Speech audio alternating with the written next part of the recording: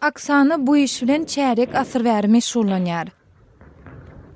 Özbekistan'da doğulan Aksana Çusovitsina 40 yaşında Rio de Janeiro'daki Olimpiya oyunlarına gatnaşmaga hukuk kazandy. Bu onun Tomuzka Olimpiya oyunlarına 7-nji ýerde gatnaşjakdygyny aňladýar. Знаете, до сих пор сама. Men munyň näde bolýanyny özüm hem düşünemok. Men bu sporty ören halaýaryn. Men bu sport bilen meşgullanmagy gowurýaryn. Gowa olar maňa garry ene diýip ýüzlenýärler ýöne ýarışda 17 ýa-da 40 ýaş aralygynda tapawut ýok. Biziň hemmemizden. Şol sebäpli men ýaşym barada oýlanmaýaryn. Мне думать.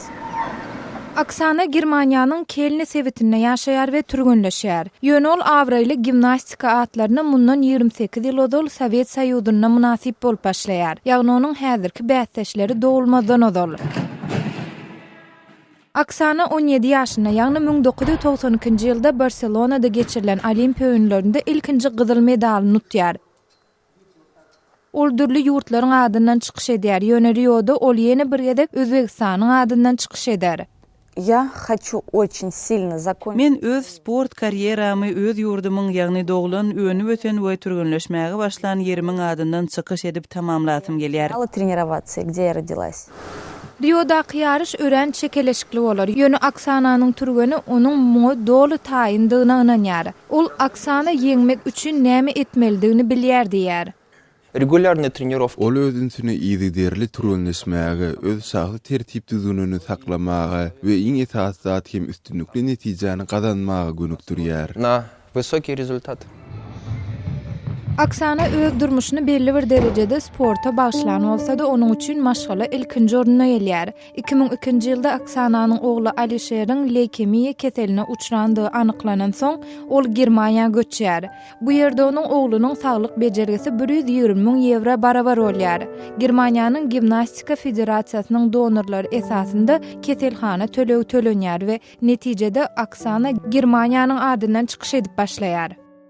Я по сегодняшний Men Germaniýa we bütün dünýä şeýle-de maňa kömek eden ähli adamlara henit hem ören minnetdar. Meniň oglum aman we sagdyn. Bu meniň üçin iň uly bagtdyr. самое большое счастье в мире. Aksana hiç çaçan öz gelip çıkan yerini ýatdan çıkarmady. Ol Özbekistanda gimnastika desgalarynyň has köp gurulmagy üçin çykyş edýär.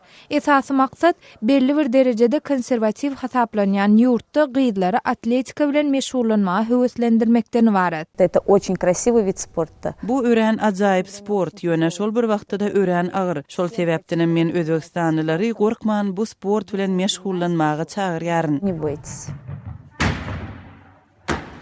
Aksana gaýdusuzlyk we erjellik barada köp zat bilýär. Ol Rio'daky ýarış başlandy 41 ýaşynda bolar. Я не люблю.